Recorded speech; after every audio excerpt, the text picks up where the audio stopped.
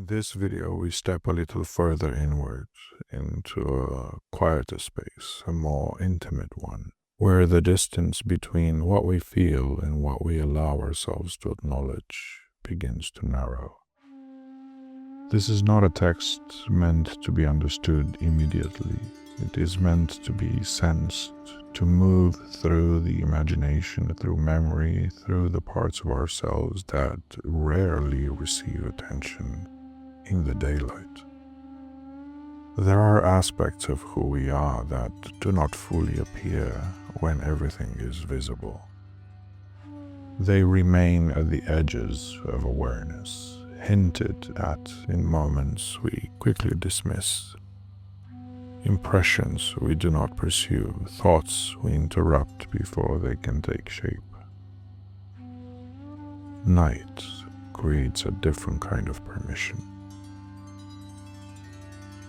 Not permission from the outside, but from within. The kind that allows something unspoken to move closer without needing to justify itself. We do not always know what we are making space for, only that something in us recognizes the invitation. What follows is not a story about another person. It is a passage into a more private territory, a place where imagination and sensation begin to speak more freely than language does. You may find parts of yourself here that you usually keep at a distance, not because they are dangerous, but because they are difficult to name. And sometimes the first step towards understanding them is simply allowing them to be present, even if under the cover of night. So listen without trying to interpret. Let the images form on their own. Let the atmosphere do its work. We begin. Night has a way of altering what we dare to confess. In the day, we compose ourselves, we arrange our lives into something orderly, defensible, untouched by the tremor of uncertainty. We speak carefully, and we remain within the boundaries of what can be explained. But at night, something closer begins to stir. Not always a person, sometimes only a presence, quiet, patient, as though it has been standing just behind us for longer than we realized, waiting for the moment when the room grows dim enough for it to be felt. As if something within us had been keeping vigil, listening for permission we never consciously gave. And when it comes, it does not arrive with force, but with certainty. The way warmth gathers slowly in a space you hardly ever thought of. We tell ourselves we want safety. We insist on certainty. Yet there are hours when restraint begins to feel unbearable.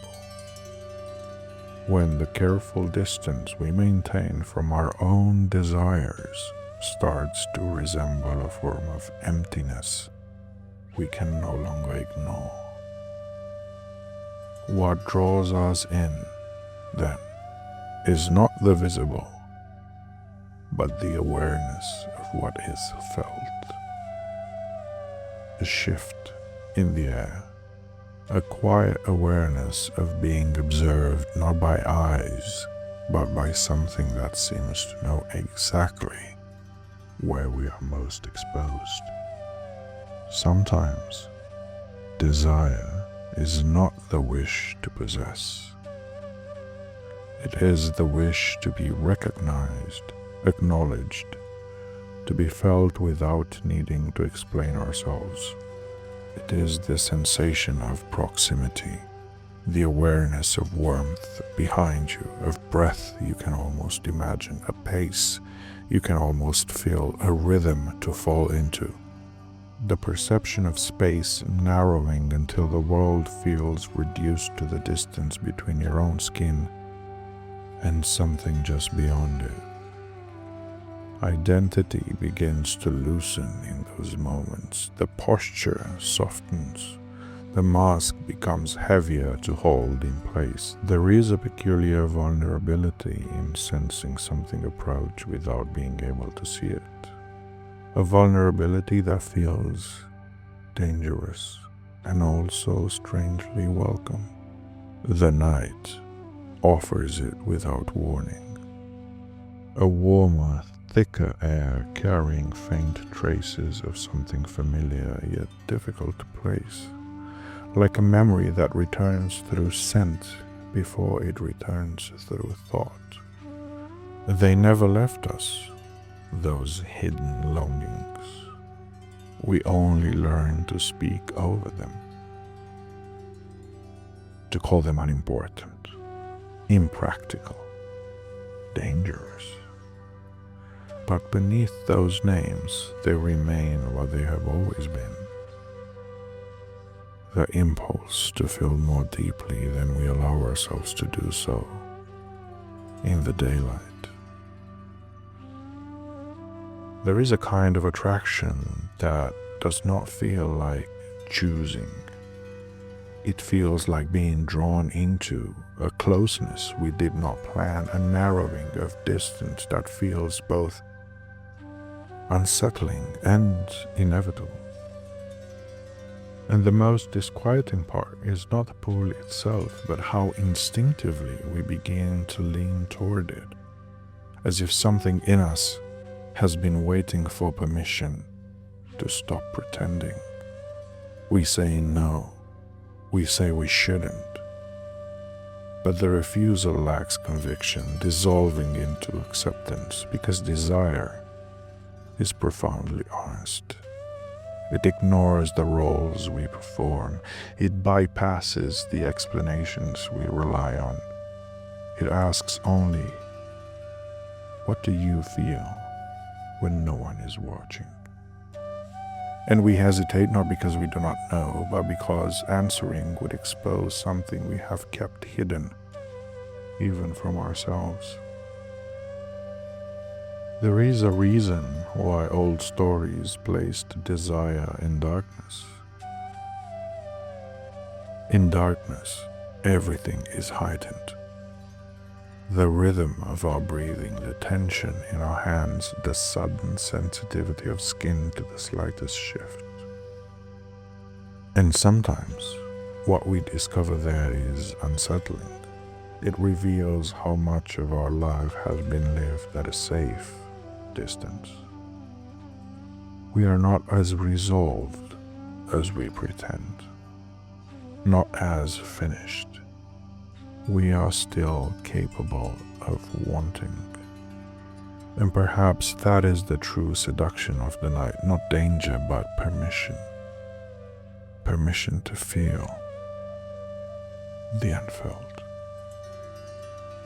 A life not dulled by explanation, a self not numbed by certainty, a moment in which something inside us awakens and refuses to return quietly to sleep. Desire resists captivity. If the night teaches anything, it is this. Some things are meant to be approached and owned, felt, not explained, allowed, not controlled. Sometimes, desire is simply a doorway, not into another person, but into a deeper, more intimate understanding of ourselves. And when the night finally loosens its hold and morning returns, we can't go back to what is safe, known, and familiar. But a glimmer of the memory of something we felt remains. as if we have crossed a threshold we cannot entirely forget. It is evidence that we are still alive.